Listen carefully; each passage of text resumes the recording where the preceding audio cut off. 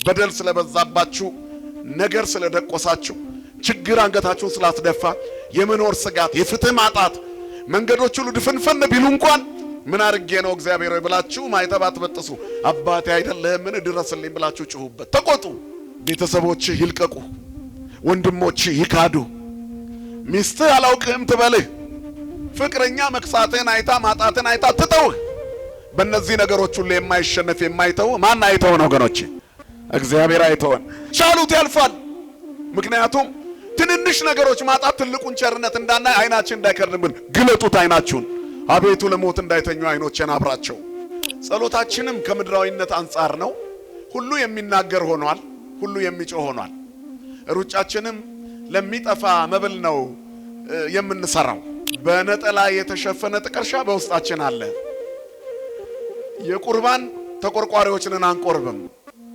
የቅዳሴ ተከራካሪዎች ነን እኛ ግን አንቀድስም ወይ አናስቀድስም የሚያብራራ በስቷል የሚብራራ ህይወት ግን ጠፍቷል የሚናገር ብዙ ነው የሚተረጉም ግን አንሷል አልትራሳውንድና ኤክስሬይ ፈልጎ ያጣውን በሽታ አንድ ኩባያ የኪዳነ ምሕረት ጸበል ጠርጎ ያወጣው የለ ሚሊዮን ብር የሚጠይቀው የኩላሊት ፌለሪቲ በአንድ ብርጭቆ ጸበል ተበጥብጦ በሚጠጣ እምነት ተመልሶ ይበቅል የለ የፈረሰ ጉበት ይጠገን የለ ይሄ ሁሉ የምድር በረከት ነው ህይወታችን በምድር ላይ ያከትማል ከዚህ በኋላ ህይወት የለንም ብለን የምናስብ ከሆነ እውነት ነው ምድራዊ ሐኪም ያስፈራናል የጤና ጣቢያው ሪፖርት ያስፈራናል የደም ምርመራ ውጤታችን ተስፋ ያስቆርጠናል ምድር ላይ ከሆነ ይሄ ዓለም ለጊዜው የምንቆይበት እንጂ የሚያኖረን ዓለም አይደለም ብለን ካመንን ግን እግዚአብሔር ከኛ ጋር ካለ ማን ያስፈራናል እናት አባትሽን ቀብረሽ ሊሆን ይችላል ሌሎችም የቀበሩ አሉ ባንቺ ያልተጀመረ በድንገተኛ አደጋ ባሳዛኝ ሁኔታ የምንወዳቸውን አተን ይሆናል ንብረታችን ወድሞብን ይሆናል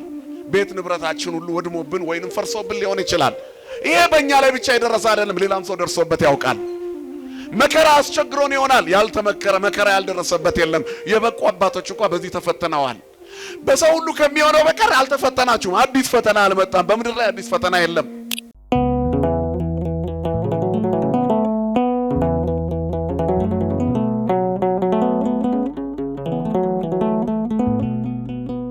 በስመ አብ ወወልድ ወመንፈስ ቅዱስ አሐዱ አምላክ አሜን ይትባረክ እግዚአብሔር አምላከ አበዊነ ቅዱሳን ለዛብጽሐነ እስከ ዛቲ ሰዓት ከሁሉ አስቀድሞ ሁላችንንም ለዚህ ሰዓት ያደረሰን የቅዱሳን አባቶቻችን አምላክ የኛም አምላክ ልዑል እግዚአብሔር ስሙ ከሁሉ አስቀድሞ የተመሰገነ ይሁን ክቡር መምህራችን ልሳነ ጳውሎስ መምህር ምስክር ጌታነህ የዚህ ታላቅ ካቴድራል የስብከተ ወንጌል ኃላፊ ክቡራን መምህራን ካህናት ስዩማን አዕማደ ቤተክርስቲያን የቤተክርስቲያን ምሰሶች መምህራን ስዩማን የተባላችሁ ሊቃውንት አባቶቻችን የዚህ የታላቁ ደብረ ስብከተ ወንጌል ጸሐፊ መርሃ ግብሩን የምትመራው ትሁቱ ወንድማችን ላይከ ወንጌል ኤልሮኢ ሌሎችም ስማችሁን ያልጠራናችሁ ወንድሞቻችን መምህራን ዲያቆናት ወንድሞች ከሩቅም ከቅርብም ተሰብስባችሁ በዚያ ወደ ምህረት ቅዝቃዜውን ንፋሱን ታግሳችሁ ወንጌል ይበልጣል ብላችሁ ስለ ወንጌል ክብር በእግዚአብሔር ቤት በመቅደሱ የተሰበሰባችሁ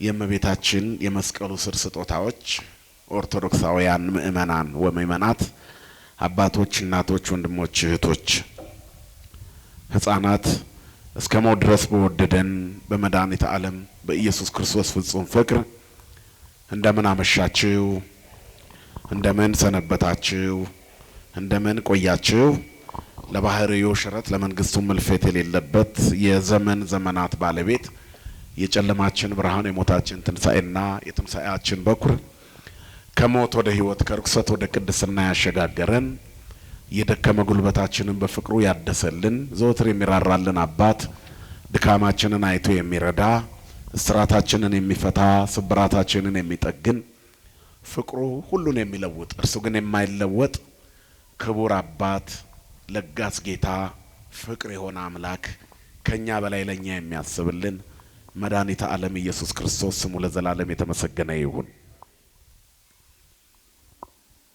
ለዓለም ሕዝብ ሁሉ የተስፋ ምንጭና የድህነት ማስገኛ የሆነች እግዚአብሔርን የምናይባት የሕይወት መስታወታችን ስለ አምላክ የምንነጋገርባት ቋንቋችን የምህረት እናት ንግሥት የፍጥረት ሁሉ እመቤት ቅድስተ ቅዱሳን ንጽሕተ ንጹሐን ሰአሊተ ምህረት አቁራሪተ መዓት እናታችን ድንግል ማርያም ስለ አማላጅነቷ ስለ እናትነቷ ስሟ ለዘላለም የተመሰገነ ይሁን። መላእክት፣ ቅዱሳን፣ ጻድቃን፣ ሰማዕታት ሁሉ እንደየክብራቸውና እንደየሞገሳቸው ክብርና ምስጋና ይድረሳቸው። አቤቱ ያዩ ዘንድ ዓይኖቹን ግለጥ። ሁለተኛ ነገሥት ምዕራፍ 6 ቁጥር 18። በዚህ ዓለም ላይ ባለው አሁን ወቅታዊ ነባራዊ ሁኔታ መንፈሳዊ ቁመናዎች ሲገመገሙ የሰው ልጆች ወደ ስጋ ከማተኮራቸው የተነሳ የእግዚአብሔር ምሕረት ርቆ እምነት ድራማ፣ መንፈሳዊ እንቅስቃሴም የስጋ ስሜት ሆኖ የሚታይበት ወቅት ላይ ነው ያለነው። አገልግሎቶቻችን ለኑፋቄ የተጋለጡ ናቸው። በአሉታዊ ቃላት ለምን ጀመርክ እንደማትሉኝ ተስፋ አደርጋለሁ።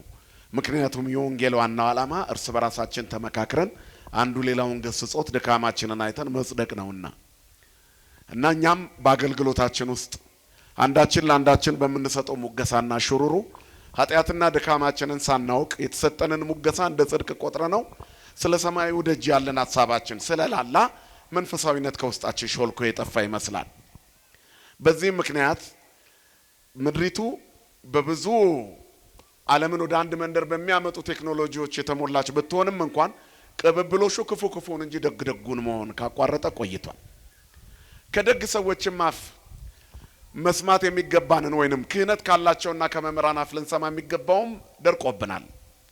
በዚህ ዘመን መንፈሳዊያን ሰዎች ማህበራዊ ሚዲያ ላይ ቆመው በስመ ሥላሴ ካማተቡ በኋላ የሰይጣንን ስራ እስከ መጨረሻ ሲሰሩ ውለው ሲሳደቡ፣ ሲራገሙ፣ ክፍፍሎሽና ዘረኝነት ሲናገሩ ውለው መጨረሻ ላይ የሰማነውን በልቦናችን ያሳድርብን ብለው መክደን ከጀመሩ ቆይተዋል። በዚህ ምክንያት እንደ ድፎ ዳቦ የተጠበሰና ያረረ ሰብዕና በዝቷል። ከላይ እሳት ከታች እሳት ነው። እናም እሳቱ ደግሞ በደንብ ኮንትሮል አልተደረገም። ኃጢአት ባለበት ዓለም ውስጥ መነካካት የማይቀር ቢሆንም ድካምን እያሰቡ ማራገፍ ጥሩ ነው። ወፍጮ ቤት የገባ ሰው መቼም እህል ሊያስፈጭ ግባ እንጂ ሲመለስ እንዳለ ራሱን ሳይጠብቅ ሳይታጠብ ወደ መኝታው አይሄድም። ምክንያቱም ከዛ በፀጉሩና በሰውነቱ የያዘውን ልብስ በልብሱ ላይ የያዘውን ዱቄት ወደ አልጋው ላይ ሊበትነው ነው ማለት ነው።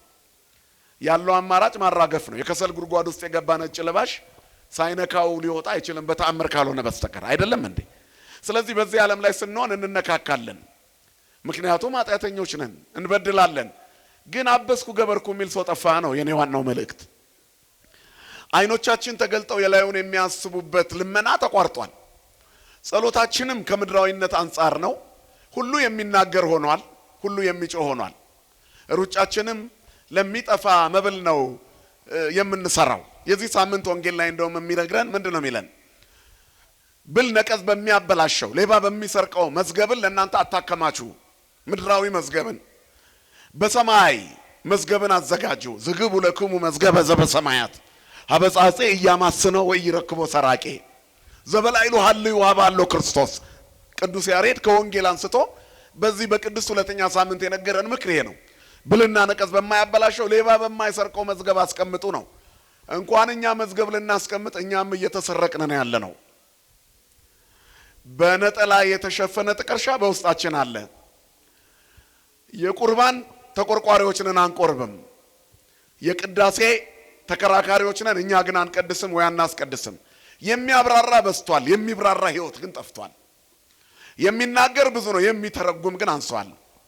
ክርስትና በህይወት ሲተረጎም ነው ደስ የሚለው። ለዚህ ነው አመት ሙሉ ቅዳሴው አይቋረጥም፣ አመቱን ሙሉ ስብሐተ እግዚአብሔር አይቋረጥም። እንደው ከዚያች ከህማማት በስተቀር 360ውን ቀናት ቤተክርስቲያን ትቀድሳለች።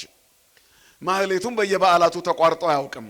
በየገዳማቱ የሰዓታትና አባ ጊዮርጊስ ዘጋስጫ ያን የመሰለ ድንቅ ቃል እግዚአብሔር ይዘንባል። እነዚህ ሁሉ ግን ለሀገሪቱ ሰላምን አላመጡም። በኑሯችንም ውስጥ አንድ እርምጃ አላራመዱም። ክርስትና በሰማይ የሚያመጣውን ጽድቅ በምድር በረከቱን ማሳየት አለበት አይደለም እንዴ? በነገራችን ላይ የምድርን በረከት መለመን ኃጢአት አይደለም እኮ። እመሰ ፈቀድክሙ ወሰማይክሙኒ በረከተ ምድር ትበልዑ ነው የሚለው ኢሳይያስ። እሺ ብትሉኝ ለኔም ብትታዘዙ ብትሰሙኝ የምድርን በረከት ትበላላችሁ ይላል።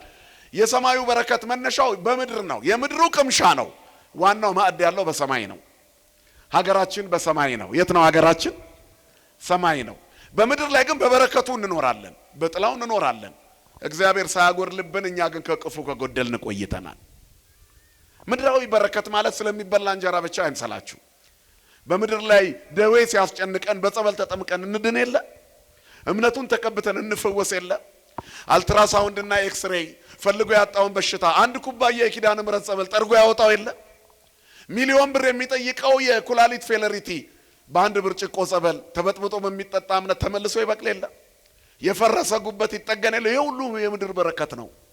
ከሞት የሚቀራል እንዴ? የለም። እግዚአብሔር በጸበሉ የሚደረገውን ፈውስ የምድር በረከት ነው አለ። በጥምቀት የሚገኘው ልጅነት ግን ለሰማያዊ ጸጋ ራስን ማዘጋጀት ነው አለ። የምስጢራት መግቢያ በሩን ካለፍን በኋላ ለጽድቅ ራሳችንን እያዘጋጀን ስንኖር በዚህ ዓለም ላይ እንነካካለን። ከዛ ደዌ ይዘናል። የኃጢአት ሊሆን ይችላል ደዌው፣ የመቅሰፍት ሊሆን ይችላል። በሚይዘን ደዌ፣ በሚደርስብን ፈተና፣ በሚደርስብን መከራ ውስጥ ሁሉ እግዚአብሔር ከኛ ጋር እንዲሆን ክርስቲያኖች በጸሎት የሚተጉ መሆን አለባቸው። ስለዚህ ክርስቲያኖች በእያንዳንዱ እንቅስቃሴያቸው ውስጥ የሰማዩን ማሰብ አለባቸው። የእግዚአብሔርን ጸጋ ማየት አለባቸው። ቸርነቱን ማሰብ አለባቸው። ጥበቃውን፣ ረድኤቱን ማሰብ አለባቸው። ቅድስናውን ማሰብ አለባቸው። በሱ እጅ ተደግፈው እንደ መኖር ያለ በረከት የለም። ስለዚህ ክንዱ ይደግፈናል። በብዙ ጥያቄ ውስጥ ነው ያለነው። በነገራችን ላይ በዓለም ውስጥ እግዚአብሔር የማያስፈልገው ፍጥረት የለም። የዓለማችን አንደኛ ጀግናም ቢሆን ለጉልበቱ ማን ያስፈልገዋል? የዓለማችን አንደኛ ሐኪም ፈዋሽ እንኳን ቢሆን ለሱ ማን ያስፈልገዋል? እግዚአብሔር። ሐኪሞች ይታመማሉ፣ ጀግኖች ይደክማሉ፣ ጎበዞችም ይፈራሉ፣ ደፋሮችም ይንቀጠቀጣሉ። በሁሉም ነገር ውስጥ ድካም ይፈጠራል። ስለዚህ የሚያበረታ ማን ነው? የማይደክም ብርቱ፣ የማይሸነፍ ኃያል፣ ሁልጊዜ አምላክ፣ የሁልጊዜ ልዑል፣ የሁልጊዜ ንጉሥ ማን ብቻ ነው? ክብርና ምስጋና ለስሙ ይሁን። ስለዚህ እግዚአብሔር ነው ኃይላችን፣ ክብር እግዚአብሔር ነው። ክርስቲያኖች የላዩን ማሰብ አለባቸው። ያ ካልሆነ በህይወት ፈተና በኑሮ ትግል ውስጥ ድንገት እንደነበራለን። ሰው ለምን የሚደነግጥ ይመስላችኋል? ከእግዚአብሔር ጋር ከኖርን ሐኪም ፊት የሚነገረን መርዶ አያስደነግጠንም። ብዙ ሰዎች ጤነኛ ሆነው ኖረው ድንገት በተደረገ ምርመራ ሐኪም አሞሃል፣ ህመሙ ከባድ ነው ብሎ ሲነግራቸው ልክ ላይሆን ይችላል ሐኪሙ። የዛን ቀን መሞት ይጀምራሉ። እና በሽታው ውስጣቸው ሳይኖር ድንጋጤ ሁሉ በዛው የሚያስቀራቸው ሰዎች አሉ። በምድር ከመታመን እግዚአብሔር ይሰውረን። ይሄ ሁሉ ህይወት እዚህ ላይ እንደሚያከትም ማሰብ ነው ትልቁ ኪሳራ። ህይወታችን በምድር ላይ ያከትማል፣ ከዚህ በኋላ ህይወት የለንም ብለን የምናስብ ከሆነ እውነት ነው። ምድራዊ ሐኪም ያስፈራናል። የጤና ጣቢያው ሪፖርት ያስፈራናል። የደም ምርመራ ውጤታችን ተስፋ ያስቆርጠናል። ምድር ላይ ከሆነ ይሄ ዓለም ለጊዜው የምንቆይበት እንጂ የሚያኖረን ዓለም አይደለም ብለን ካመንን ግን እግዚአብሔር ከኛ ጋር ካለ ማን ያስፈራናል? ንገሩኝ፣ ማን ያስፈራናል? እመኒ ወርኩ ማይከለ ጽላሎተ ሞት ይፈርሆ ለእኩ ይስማ አንተ መስለየ። በሞት ጥላ መካከል እንኳን ቢሄድ አንተ ከኔ ጋር ነህና ክፉን አልፈራም አለ መዝሙረኛው። በሞት መካከል ቢሄድ ጉርጓዴ የተማሰ ቢሆን ታሪክ አልቋል እንኳን ቢባል ተሻግሬ ከማን ጋር እኖራለሁ? ካንተ ጋር እኖራለሁ። እመኒ ሀየውነ ለእግዚአብሔር ነሐዩ ወእመኒ ሞትነ ለእግዚአብሔር እንመውት። ብንኖር ለእግዚአብሔር እንኖራለን፣ ብንሞትም ለማን እንሞታለን? ስለዚህ ለኛ ስለ ክርስቶስ ሞትም ሕይወትም ምንድነው? ጥቅም ነው ሐዋርያው እንዳለው። ስለዚህ እመኒ ሀየውነ ወእመኒ ሞትነ ለእግዚአብሔር ነን። ስለዚህም አለ ብንኖርም ብንሞትም እኛ የእግዚአብሔር ነን። የመጀመሪያ ፊርማችን ከእግዚአብሔር ጋር ይሁን። የክርስቲያኖች ትልቁ የመጀመሪያው የጋብቻ ውል ከአምላካቸው ከእግዚአብሔር ጋር ነው። እስራኤል ይህንን ውል አድርጎ ነበረ ከአምላኩ ጋር። ትዳር የሚለው ቃል የአንድ ቤት ውስጥ ኑሮ ብቻ አድርጋችሁ የባልና ሚስት አታስቡ። የሰውና የእግዚአብሔር ሕይወት ትስስር ነው። ቃል ኪዳን ነው። በቃል ኪዳን ኤርምያስ 3 ላይ እስራኤልን ፈትቻታለሁ ይላል እግዚአብሔር። ሀገሪቱ ምድሪቱን እኮ ነው። የፍቺውን ደብዳቤ ወሰዱ ፈታኋችሁ ይላል። ምን ማለት ነው? ከኔ ጋር ያላችሁ ቃል ኪዳን ተቀደደ። የመጣችሁበት መንገድ እኔ ያሳየኋችሁ ስላልሆነ የምትሄዱበት የተዛነፈ ስለሆነ መንገዴ መንገዳችሁ አይደለምና ተፋታው፣ ከናንተ ጋር ተለያየው። ስለ መለያየት ይናገራል። እግዚአብሔር ከኛ ጋር ከተፋታ ከሰርን፣ አምላክ ከተለየሽ ከሰርሽ። ቤተሰቦች ይልቀቁ፣ ወንድሞች ይካዱ፣ ሚስትህ አላውቅህም ትበልህ፣ ፍቅረኛ መክሳትን አይታ ማጣትን አይታ ትተውህ። በእነዚህ ነገሮች ሁሉ የማይሸነፍ የማይተው ማን አይተው ነው ወገኖቼ? እግዚአብሔር አይተውን። ሰው እግዚአብሔር ከተወው ከሰረ፣ አምላኩ ከተለየው ከሰረ። ስለዚህ የላዩን ነው ማሰብ፣ የእግዚአብሔርን ነገር ማየት ነው። አይኖቼን አብራልኝ በሉት። መዝሙር 12 ቁጥር 6 ላይ መዝሙረኛው ዳዊት ካንተ እንዳልለይ ምድር ላይ ባሉት ነገሮች አይኖቼ ተተክለው እንዳይቀሩ ለሞት እንዳይተኙ አንቃቸው አብራቸው ይላል። አብረውን ላይ ይንተ ከመይኑ ማለመዊት አቤቱ ለሞት እንዳይተኙ አይኖቼን አብራ፣ ለኃጢአት እንዳይተኙ ማለት ነው። እንዳያንቀላፉ ሳላምን እንዳላንቀላፋ እኮ ነው። ሳትበድሉ ሳታጠፉ ኃጢአታችሁን ሳታስወግዱ ጸባችሁን ሳታርቁ ንስሐ ሳትገቡ አይምሽባችሁ ነው። ወዘእን በለይ ርብጻይ አቅሩሩ ማአተክሙ ያዕቆብም ያለው ይሄንን ነው። ተሙ ወይ ተአብሱ ልትቆጡ ትችላላችሁ፣ ስሜት ነው ግን እንዳትበድሉ። በእግዚአብሔር ላይ ያላችሁ ጉዳይ እንኳን አባት በልጁ ልጅ በአባቱ ላይ በፍቅር እንደሚነጫነጭ ይሁን እንጂ የክህደት አይሁን።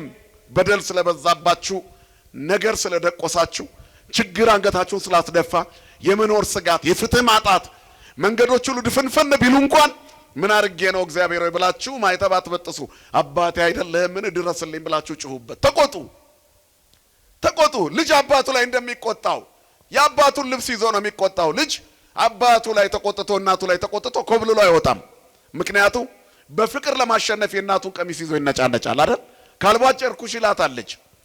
ይሄን የሚያደርገው እናቱ እንድትጎዳበት አይደለም፣ የሚፈልገው እንድታሟላለት ነው። ክርስቲያንም አምላኩ ላይ የሚያደርገው ቁጣ አምላክነቱን የሚገዳደር አይደለም። በእግዚአብሔር ቸርነት ለመኖር የሚደረግ ጥረት ነው። ቸርነቱን ለማግኘት የሚደረግ ጥረት ነው። ስለዚህ ሩሩሁ አባት ደጉ ጌታ ከኛ በላይ ለኛ የሚያስብልን አምላክ ታማኝ ነው። ፈተና እንኳን ቢደርስብን አዲስ አይደለም። በሰው ሁሉ ከሚሆነው በቀር ገና ምንም ፈተና አልደረሰባችሁም። ከሚቻላችሁ መጠን ይልቅ ትፈተኑ ዘንድ የማይወድ እግዚአብሔር የታመነ ነው ይላል ቆሮንቶስ 10 ላይ። ትታገሱም ዘንድ እንድትችሉ ከፈተናው ጋራ መውጫውን እግዚአብሔር ያዘጋጅላችኋል። ማን ያዘጋጅልናል? መድኃኔዓለም ያዘጋጅልን። ስለዚህ ትታገሱም ዘንድ እንድትችሉ ከፈተናው ጋር መውጫውን እግዚአብሔር ያዘጋጅላችኋል። በሰው ሁሉ ከሚሆነው በቀር ፈተና አልደረሰባችሁም። እናት አባትሽን ቀብረሽ ሊሆን ይችላል። ሌሎችም የቀበሩ አሉ፣ ባንቺ አልተጀመረም። በድንገተኛ አደጋ ባሳዛኝ ሁኔታ የምንወዳቸውን አተን ይሆናል። ንብረታችን ወድሞብን ይሆናል። ቤት ንብረታችን ሁሉ ወድሞብን ወይንም ፈርሶብን ሊሆን ይችላል። ይሄ በእኛ ላይ ብቻ የደረሰ አይደለም፣ ሌላም ሰው ደርሶበት ያውቃል። መከራ አስቸግሮን ይሆናል። ያልተመከረ መከራ ያልደረሰበት የለም። የበቁ አባቶች እንኳን በዚህ ተፈተነዋል። በሰው ሁሉ ከሚሆነው በቀር አልተፈተናችሁም። አዲስ ፈተና አልመጣም። በምድር ላይ አዲስ ፈተና የለም። ስለዚህ ይላል ከሚቻላችሁ መጠን ይልቅ እንድትፈተኑ የማይወድ አምላካችሁ ታማኝ ነው። ላያስችል አይሰጥ ነው መልእክቱ። በአጭር ቃሉ ይሄ ነው። ያስችላል። ስለዚህ ቻሉት፣ ያልፋል። ምክንያቱም ትንንሽ ነገሮች ማጣት ትልቁን ቸርነት እንዳናይ አይናችን እንዳይከርንብን ግለጡት አይናችሁን። አቤቱ ለሞት እንዳይተኙ አይኖቼን አብራቸው። አጣው ብለው እንዳይነጫነጩ፣ ከፍቅር እንዳይለዩ፣ ለሆዳቸው ብሎ ማይተባቸውን እንዳይበጥሱ። ራበኝ ብዬ ሆዴን በሆዴ ተደልዬ አንተን እንዳላጣ አይኖቼን አብራ፣ ለሞት እንዳይተኙ። ለሲኦል እንዳልዘጋጅ ሕይወቴን ምራ። አቤቱ አይኖቼን ግለጥ፣ ቸርነት ይታይ። እኔ ስፈተን ኢዮብም ተፈትኖ ነበር እንድል አይኖቼን ግለጥ። እኔ ሳጣ አባቶቼም አጥተው ነበር፣ ግን አጥተው አልቀሩም። በእግዚአብሔር ታምኖ የመሸበት የለም። እግዚአብሔር የሌሊት ብርሃን ነው። እስመ ጽልመትኒ ይጸልም በኀቤከ ወሌሊትኒ ብሩህ ከመ መዓልት። ጨለማ በአንተ ዘንድ ከቶ አይጨልምም፣ ሌሊቱ እንደ ቀን ብርሃን ነው የተባለለት ነው። ክብርና ምስጋና ለስሙ ይሁን። ስለዚህ በሩሩ አባት በእግዚአብሔር ተደገፉ። ግድፍ ህሊናከ ላዕለ እግዚአብሔር ወውእቱ ይሴስየከ። ትካዜን፣ ችግርን፣ ጭንቀትን እግዚአብሔር ላይ ጣለው። ቸርነቱ ይበልጣል። አይንህን ግለጥ ነው ትልቁ መልእክት። አቤቱ ያዩ ዘንድ አይኖቹን ግለጥ። ይህን ጸሎት የጸለየው ሰው ኤልሳ ይባላል። ኤልሳ የስሙ ትርጉም እግዚአብሔር ጠባቂ ነው ማለት ነው። ማን ነው ስምሽ? አልማዝ። ማን ነው ስምህ? ኢዮብ። ቸርነት። ስምህ ማን ነው? ይገልጣል ማንነትህን። ሰላም ተብለህ ረብሻ ነህ? ኃይለ ማርያም ተብለህ ጸረ ማርያም ነህ? በዚህ ስም የሚጠሩ መናፍቃን አሉ አይደል? ስማቸው ኃይለ ማርያም፣ እነሱ ግን ጸረ ማርያም። በምንጠራበት ኖረን እናውቃለን። ማን ነው ስምሽ? በሁለተ ማርያምነትሽ ልጅ ሆነሻል። የእመቤቴ ልጅ ትህትና ከቅድስና ጋር የያዘችው እናትሽ ነች። ስሟ የተመሰገነ ይሁን የአምላካችን እናት። ማን? ኃይለ ሚካኤል ነህ። እንደ ቅዱስ ሚካኤል ሩሩ ነህ፣ ትሁት ነህ፣ የዋህ ነህ። ዘልማድከ ግብረ ትሕትና የተባለው መልአክ ትመስላለህ። ሚኪ ተብሎ የተቆላመጠው ስምህ ሙሉ ሲሆን የመልአኩን ስም ይይዛል፣ ሚካኤል ነው። ጆን የተባለው ስምህ ዮሐንስ ነው። ወደ መጥምቁ ብንሄድ እምትውልደ አንስት አልቦ ዘየአብዮ ተብሎ የተነገረለት ነው። ከሴቶች ከተወለዱት የሚተካከለው የለም። ወደ ወልደ ነጎድጓድ ብንሄድ ቁጽረ ገጽ ሆኖ የኖረ ፍቁረ እግዚእ የተባለ ታኦሎጎስ ነባቤ መለኮት የተባለ ስም ነው። የክርስቶስ ነገር በልቡ ለዘላለም የተቀረጸ ዮሐንስ አጽር የአጽር ስም እንኳን ቢሆን ዮሐንስ አጽር ቢሆን መናኝ ነህ። ደረቅ ጉድጓድ ውሃ የሚሞላ ስም ማርያም ጠርቶ ባዶውን ደረቁን እንጨት የሚያለመልም ውዳሴ ማርያም ደጋሚ ነህ። ብዙ ቅዱሳን አባቶቻችን አሉ የሚጠሩበት ስም። የተጠራንበትን እንድንኖር እግዚአብሔር ይርዳን። ኢዮብ ከሆንክ ትዕግስተኛ ነህ። ስም ማንነትን መግለጽ አለበት። ባህሪንና ግብርን ሁለንተናዊ ገጽታን ያንጸባርቃል። ይሄ ስም ከባድ ነው ወይ ልቀይረው በሉ። የሚነገር ታሪክ አለ አይደል? እስክንድር የሚባል የዓለማችን ታላቁ ሰው በአንድ ትልቅ ውጊያ ላይ የሱ ወገን የሆነ ሰው ሲሸሻየ ይባላል። ከዚያ በኋላ ያዘው። እንዴ ወዴት ትሸሻለህ? ያዘውና አትሸሽ እንጂ ጀግን። ማን ነው ስምህ ለመሆኑ ሲለው እስክንድር ብሎ የሱን ስም ይዟል። ለካ በል ስምህን ቀይር ወይንም እንደኔ ተዋጋ አለው ይባላል። ገብረ እግዚአብሔር ተብለ ገብረ ሰይጣን ከመሆን መድኃኔዓለም ይጠብቅ። ነፍስ የሚያጠፋ ገብረ እግዚአብሔር አይኖር። ነፍስ የሚያድነው ገብረ እግዚአብሔር ነው። የእግዚአብሔር ባሪያ ነው። እግዚአብሔር ገዳይ ነው እንዴ? አይደለም። ሎቱ ስብሐት ክብር ለስሙ ይሁን አምላካችን። የሚያድነውን እግዚአብሔርን ይዘን የሚገድል ሐሳብ ውስጣችን አይስረጽ። አብረው ወላይንተ ከመይኑ ማለመዊት ኤልሳ እግዚአብሔር ጠባቂ ነው ይላል። እግዚአብሔር እረኛ ነው ማለት ነው። ይሄ ነብይ የኤልያስ ደቀ መዝሙር ነበር። ደቀ መዝሙር የሆነበት ዘመን አጭር ይሁን እንጂ የኤልያስ መንፈስ እጥፍ እንዲሆንበት መምህሩን አክብሯል። የቤተ ክርስቲያን ልጅነት በየትኛውም ሰዓት ይገኝ። ለጸኑት ጠዋት ከመጡት ጋር ማታም ይሰጣል እግዚአብሔር። ዛሬ የሚጠመቅ ኦርቶዶክሳዊ ያልሆነ ሰው ቢኖር ዛሬውኑ ተጠምቆ ስጋው ደሙ ተቀብሎ ዛሬ ቢሞት የት ነው የሚገባው? ነገር የት ነው የሚገባው? ገነት ይቀድመናል። አያችሁ፣ እንዳትቀደሙ። 10 ዓመት ቆማችሁ አስቀድሳችሁ አልቆረባችሁም። መጥቶ በ10 ቀን በ15 ቀን ንስሐ ገብቶ ስጋው ደሙ ተቀብሎ የሚኖር ስንት አለ መሰላችሁ? አሁን መተሽ አይባልም። ስጋው ደሙ በካላንደር አይደለም፣ ራስን ለእግዚአብሔር በመስጠት ነው። ስለዚህ አይን የመግለጥ ነው ክርስትና። ደግ ደጉን የማሰብ በጥሩ ነገር መሞላት። በምድር ላይ ያለ ዕውቅና ዜሮ ነው። በሰማይ ያለ ስም መዝገብ ግን ትልቅ ክብር ነው። ስለዚህ ሌባ የማይሰርቀው ብል ነቀዝ የማያበላሸው ሰማይ ላይ ያለ መዝገብ አለ። በሰማይ መዝገብ ስማችሁ ይጻፍ። የሰማዩ መዝገባችን የሞተልን መድኃኒት ነው። ስሙ የተመሰገነ ይሁን አይደል? ሐመርነ ዘይቀርቦ ሞገድ መዝገብነ ዘይረክቦ ሰራቂ ወያማስኖ ጻጼ ወቁንቁኔ ብሎ አባ ጊዮርጊስ ዘጋስጫ ምንድነው የሚለው? ውእቱ ኢየሱስ ክርስቶስ። ሞገድ የማይቀርበው መርከባችን፣ ሌባ የማይሰርቀው ብል ነቀዝ የማያበላሸው መዝገባችን ማን ነው? ክርስቶስ ኢየሱስ ነው። ስሙ የተመሰገነ ይሁን። ፀሐይ የጽድቅ አርያማዊ ዘበንጽ መርአዊ የተባለ በአርያም ያለ የጽድቅ ፀሐይ የንጽህና ሙሽራ በደሙ ቤተክርስቲያንን ቀድሶ የሞሸራት ራሷ የሆነ በውስጧ እኛ ልጆቹ የሱ አካል እንድንሆን ራስ የሆነልን እርሱ ነው። ስሙ የተመሰገነ ይሁን። ታዲያ እናውቀዋለን፣ እርሱ ያውቀናል። ድሃ ብንሆን ያውቀናል። ያስቀመጠውን የማይረሳ እግዚአብሔር ሰገነት ብንቀመጥ ዋሻ ውስጥ ብንወርቅ ያውቀናል። አናብስት ጉድጓድ ውስጥ ብንወርቅ ያውቀናል። የአሳ ሆድ ውስጥ የወደቀውን ዮናስን አልረሳውም። የአናብስት ጉድጓድ ውስጥ የወደቀውን ዳንኤልን አልረሳውም። እሳት ውስጥ የተወረወሩ 3 ደቂቃን አልረሳም። እግዚአብሔር አይረሳም። ስሙ የተመሰገነ ይሁን። ስለዚህ ዓለም ምንም አጠቅመንም። አይናችሁን ግለጡና መንፈሳዊውን አስቡት። እሱ መንግስቱ ጽድቆ መንግስቱንና ጽድቁን ፈልጉ ቅድሚያ ወዝሰ ኩሎ ይትወሰክለክሙ ሌላው ይጨመርላችኋል። የብዙዎቻችን ጸሎት አሁን እዚህ ጋር ምንድነው የምንፈልገው? እስቲ ንገሩኝ። ኪዳነ ምሕረት ምንድነው እየለመናት ያለ ነው? ስራ ያጣን ስራ እንድናገኝ፣ ቤት ያጣን ቤት፣ የኪራያችን እነዚህ ትርፍ ናቸው። እንዴትም ይሁን እንዴት እኛ እንሰጋለን እንጂ ምድር ላይ እንድንመጣ ያደረገን እግዚአብሔር እንድንኖር ይፈቅዳል። እሱ የከፈተውን ጉሮሮ ሳይዘጋ ያድርም። ከኛ በላይ ለኛ ማን ያስብልናል? በቃ ከእግዚአብሔር እጅ በታች ራሳችሁን አዋርዱ። እሱ ስለእናንተ ያስባል።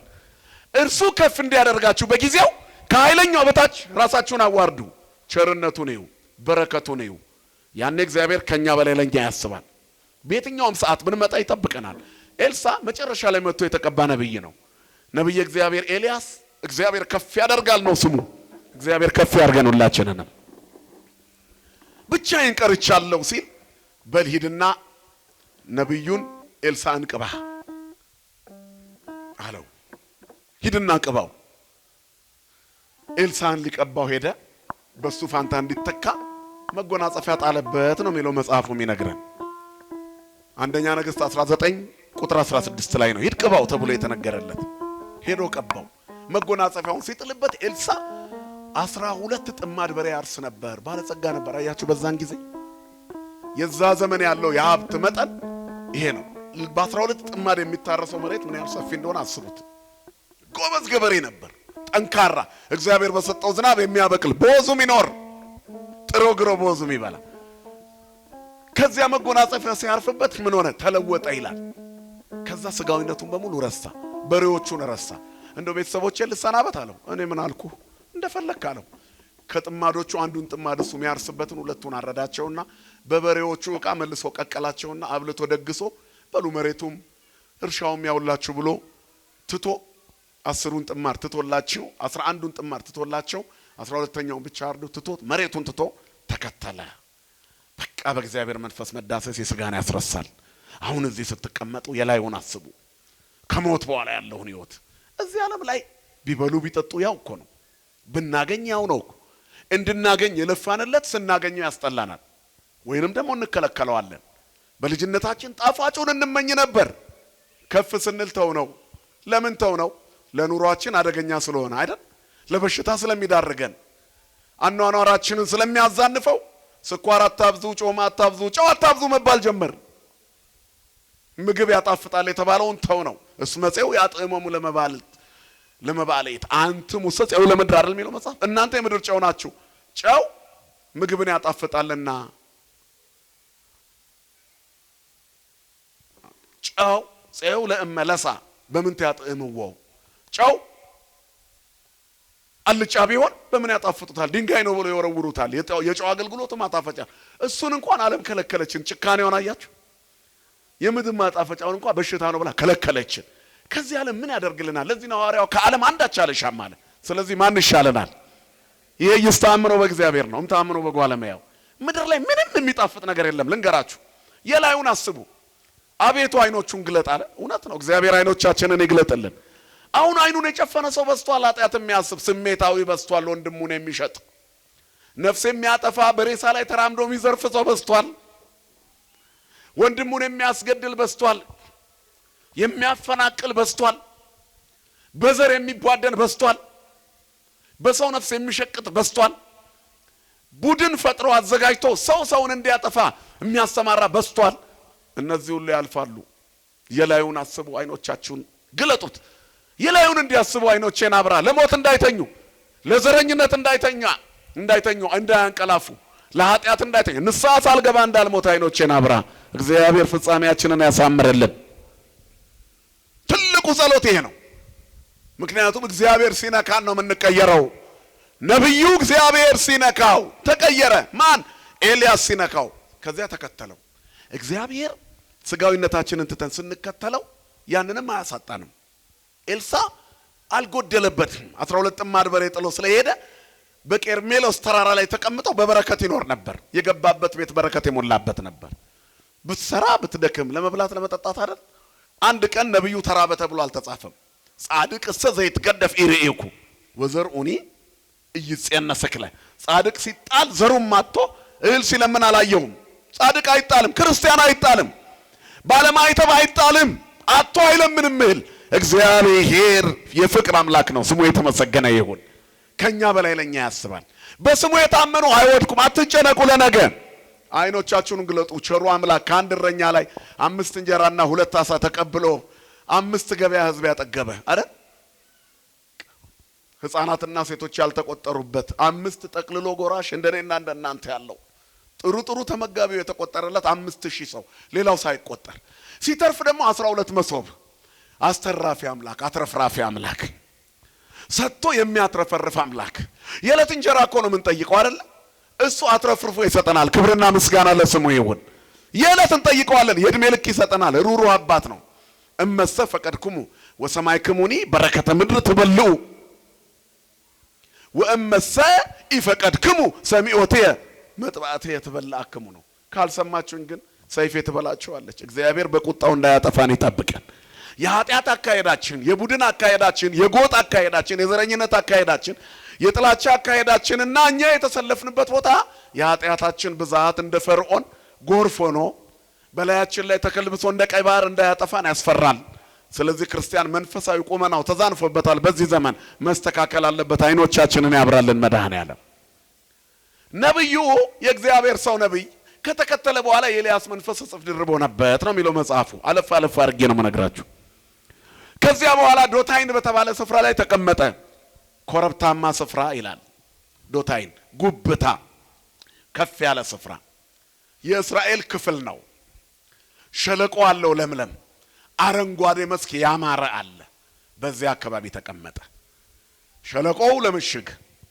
ኮረብታው ለከፍታ መስኩ ደግሞ የለመለመው መስክ ለመሰማራት ክርስቲያኖች የእግዚአብሔር በጎች ናቸው በህይወታቸው የሚያስፈልጋቸውን ነገር ሁሉ እግዚአብሔር ይሰጣቸዋል ክርስቶስ ለኛ ሁሉንም ነው የሰው ልጅ በመድር ላይ ሲኖሩ 3 ነገሮች ያስፈልጋቸዋል አይደል በቁስ ደረጃ ምግብ ልብስና ነገሩኝ እንጂ መጠለያ ሶስቱንም ክርስቶስ ኢየሱስ ነው ስሙ የተመሰገነ ይሁን ለዘመጻሐቤ ይሰድዶ ያውጻው አፋያል ወደኔ የሚመጣውን አልገፈትረውም አይቴ ተሐድር ረቢ የት ነው የምታድረው ሲሉት ኑ ታዩ ዘንድ አለ ተከተሉት የሚያድሩበት አጡ ይላል ወንጌል ንገሩኝ እንጂ እግዚአብሔርን የያዘ መጠለያ ያጣም እግዚአብሔር መጠለያ ምሽጋችን ነው ዶታይን ያንን ሁሉ ይዛለች የእግዚአብሔር ሰው የተቀመጠው እዚያ ነው ትልቁ ቤታችን ማደሪያችን ክርስቶስን ስናገኘው ቤተክርስቲያን ናት ቤተክርስቲያን ማለት የክርስቲያኖች ንገሩኝ ቤት ማለት ነው ቤት ማለት ቤተ አደረ ነው ማደሪያ